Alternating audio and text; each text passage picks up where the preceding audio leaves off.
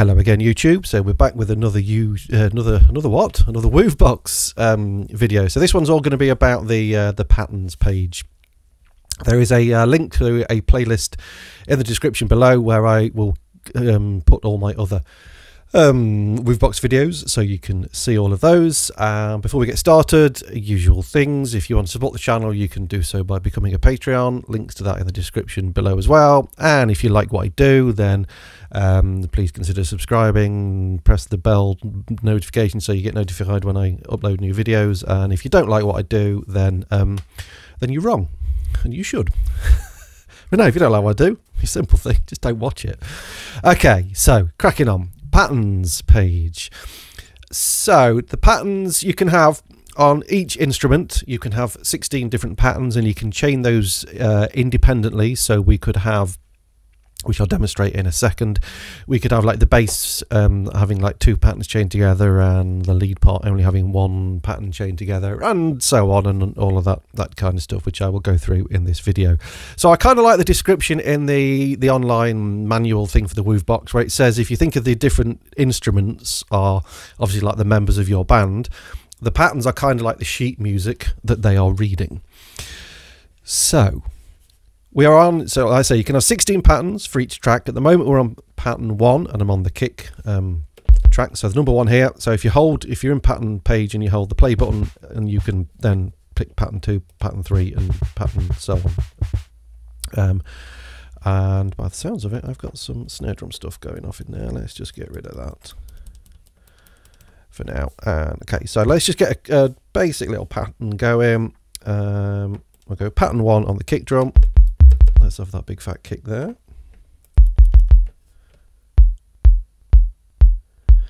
Nice. Just a random kind of sounding hi-hat. But let's just get a quick boots and cats going for the purposes of this.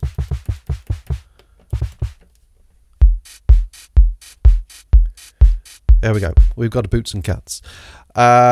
Just so we've got something to listen to. So I'm going to actually start on the chord track, because this one's slightly different on the first thing here on the beat division. In fact, no, it would make sense to start on one that's not on there. So let's go on the kick. So beat division, the default setting for all of the tracks on the beat division, apart from the chord track, is 1, which basically means it plays as normal. Okay, so 1, 2, 3, 4. Okay, so basically it takes 1 bar for the pattern to go through. If we go through the sequencer, 1, 2, 3, 4, 1, 2, 3, 4. Okay.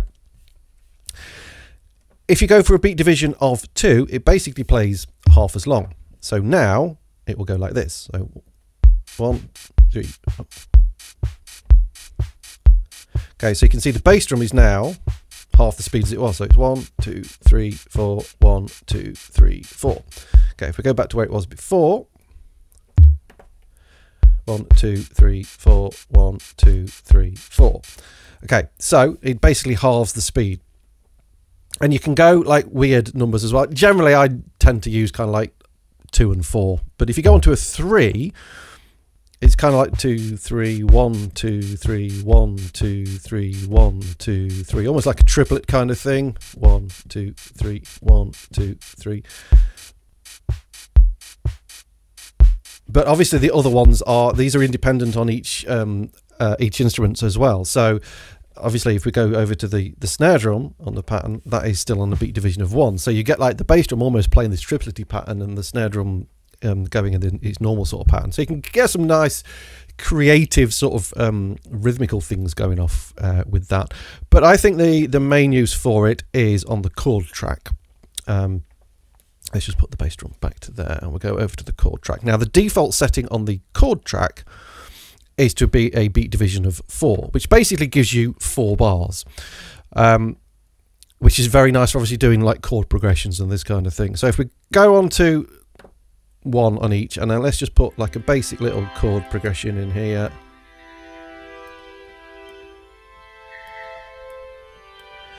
Now obviously a chord progression across 1 bar is quite fast for a chord progression. Okay, not saying you wouldn't use that, but you know, very often you want a chord progression to go over 4 bars. So that's why this sets itself generally as the default setting to be basically play 4 times as slow.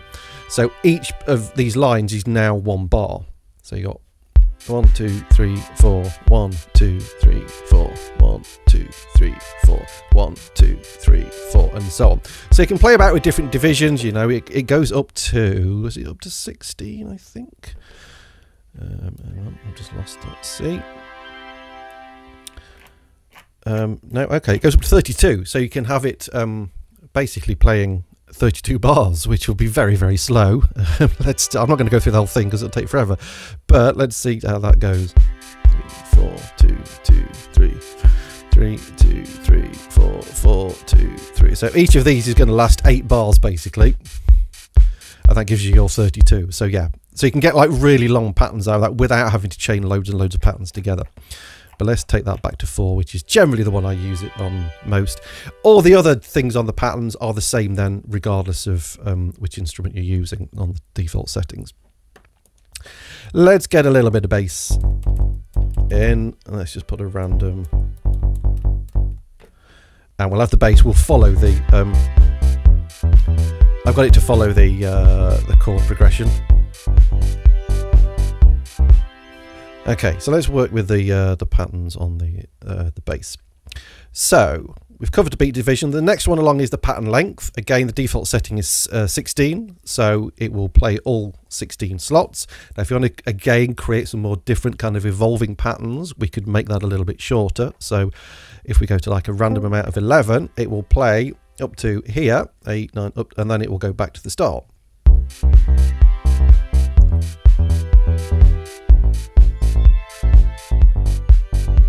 Okay, which is really nice because the bass is still following obviously the chord progression, but it's slightly different every time because it's not repeating at the same speed as the rest of the patterns. So I quite like that actually. Again, just for like generative kind of bass lines and lead parts and stuff, it's great. Okay, I'm going to leave that on there because that sounds pretty cool. So yeah, that's your pattern length, pretty straightforward. You can experiment with different things on there. We've then got the chain function. So what we'll do is we'll copy that bass drum, that bass pattern over onto pattern 2. So the copy thing for patterns you would think would be on the pattern page, but it's not. It's on the sequencer page. So I'm going to copy that pattern by holding. We're going to go into the context menu for this. So we hold right and we go through, and you've got various different options. And we're going to go copy pattern until it says OK, and we're going to hold play, go on to pattern 2, and then we're going to go paste pattern. Okay, so what we're going to do is we're going to get the bass pattern to go between pattern 1 and pattern 2 while everything else stays on pattern 1. So we're on pattern 2, okay, because we know we've got the number 2 there. So I'm going to take this to pattern length. We'll take that back to 16 steps, so it's going to give us an even more kind of random sort of pattern as it goes round.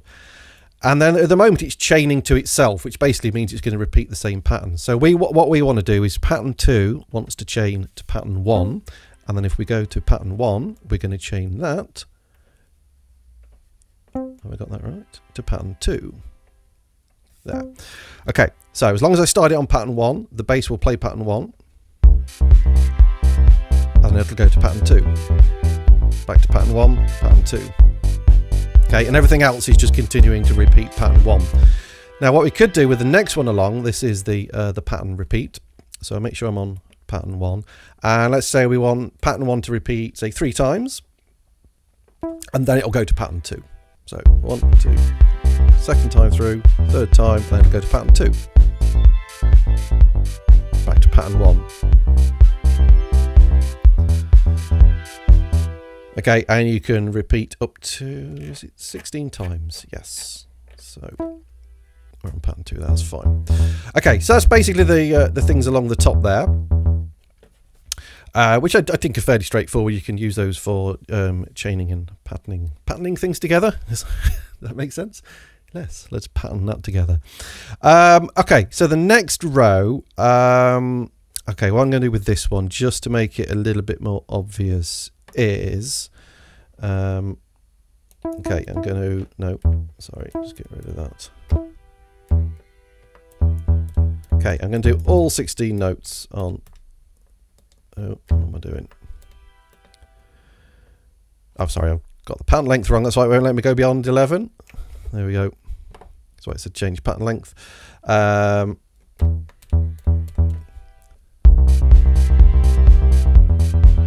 Okay, so it's just going to do that, and I'm going to make sure we're going to just chain it to itself this time, so it just repeats around. So again, we've got this mute off, mute length off and on, and a couple of other things.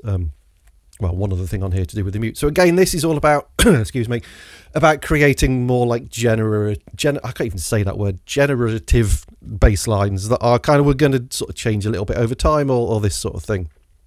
So the first one is the mute length. So let's say we want to mute it for, and it refers to these as quarter notes, which is a bit weird. It's basically, you've got steps. So you've got 16 steps, okay, and then it goes into bars. So that's 1 bar, 2 bars, 3 bars, and so on. So let's say I want to mute it for 2 steps. Now, if I go back and play it, nothing's going to happen. It's not going to be any different, okay, because we've not told it when to unmute. So I'm going to unmute it for 2 steps as well. So basically what's going to happen is it's going to mute it for these first 2, and it's going to unmute it for these second 2.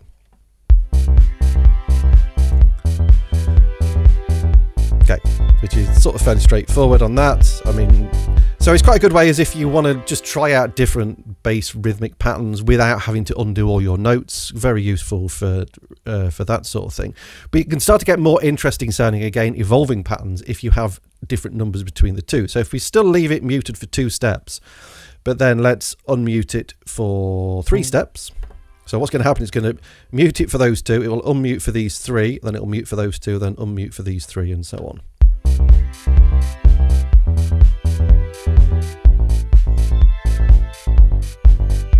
And because we've got these odd kind of numbers going through it, sorry, I'm in dub mode there, again it creates these nice patterns that sort of evolve over time and then finally resolve and then repeat over time. So I'm just going to take this back to 2 on each. We've then got the mute offset, which I'm not sure if this is working correctly on my unit or not, but it doesn't kind of do what I thought it would do, because you've got positive and minus numbers. Okay, so if we offset it by 1 positive, I would have assumed that it would start the mute sort of, it's normally there, it would start there, but it kind of brings it back this way. So instead of muting these 2, it's now going to mute just the first 1. As you can see, it's going down the middle. Okay, because we've offset it by 1, we've kind of delayed it by 1. If I delay it or offset it by 2, okay, it's now moved it that way 1 more. Now I kind of assumed by offsetting it in the positive it would move it that way, and it would kind of start from here, and then on the negative it would do it the other way. But for some reason when you do negative, if I go -2, it basically does exactly the same thing. Okay, so that's -2,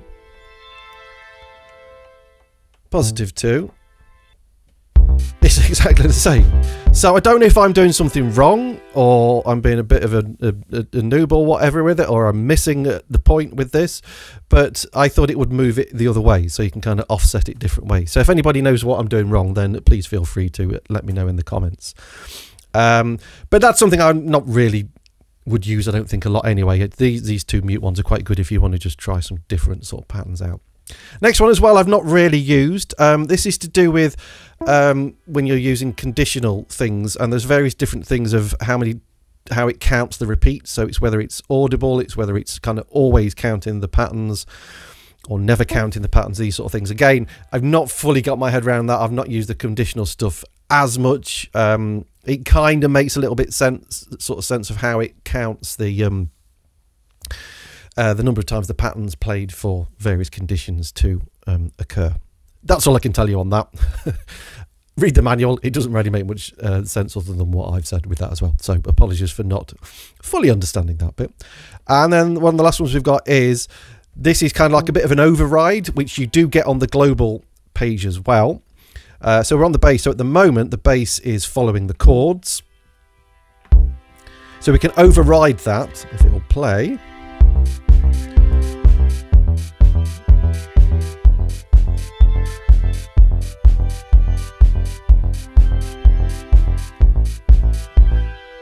Okay, so if we just go through what those various things mean. Okay, so the default one is to be on global, where it will follow, basically, it'll use the global settings for the bass, which will like either follow the root or the various different other things. We've then got what looks like LGL, which is the sequence and the live played notes are adopted to always be in the key and scale of the song, which is good for kind of like improvising, I think, stuff if you're playing things. Okay, because I put all those notes in on G, so G is in the scale I'm in C major, but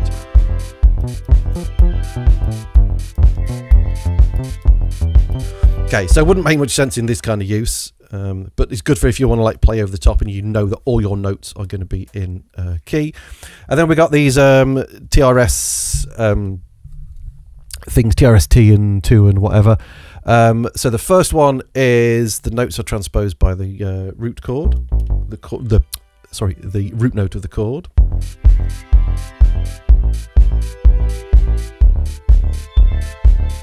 Okay, the second one is it transposes it by the second root, the second note of the chord, and the third one is by the third. So again, you can just try these and get different note things out of them. Okay, that's like transposing, and these are like the closest ones. So we've got close 0.3. Where it will always play the note of the current chord that is closest in pitch, and only the first 3 notes of the chord are considered. So again, some of these sound a little bit, particularly with the bass part, with arpeggios and this kind of thing, it would make more sense.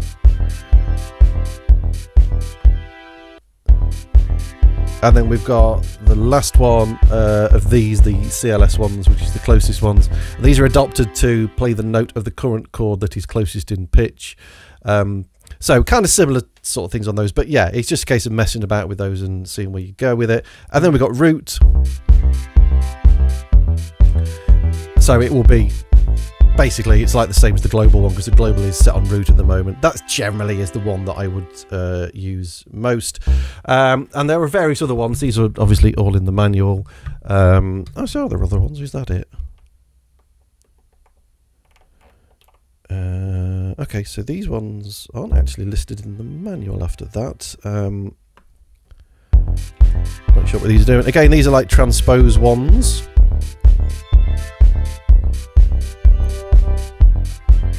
So I think these have been added actually in a recent firmware. I may be wrong, but these aren't actually referred to in the manual.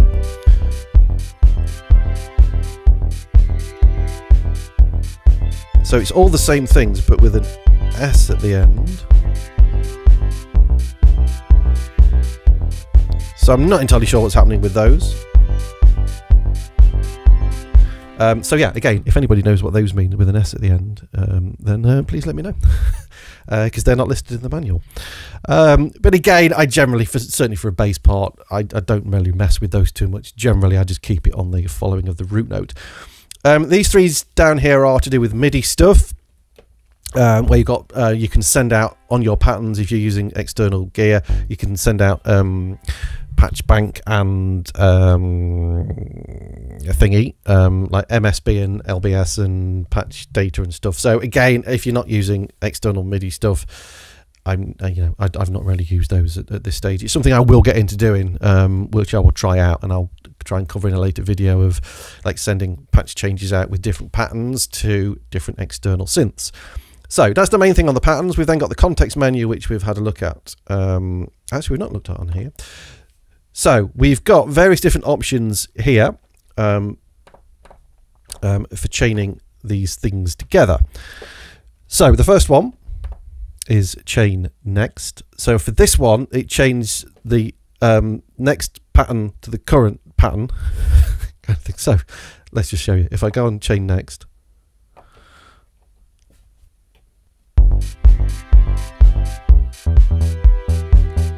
Okay, so it's just obviously going to chain it to the next pattern, which is a bit quicker way of doing it than the way I did it earlier. Let's just get this back onto global. So for doing this, if you just want to chain 2 patterns together, it's a lot quicker than having to go to pattern 1 and chain that to pattern 2, and then go to pattern 2 and chain that to pattern 1. You've then got an option of chaining the next 4 together. So that will do pattern 2, then pattern 3. Oh, hang on, it's not done it.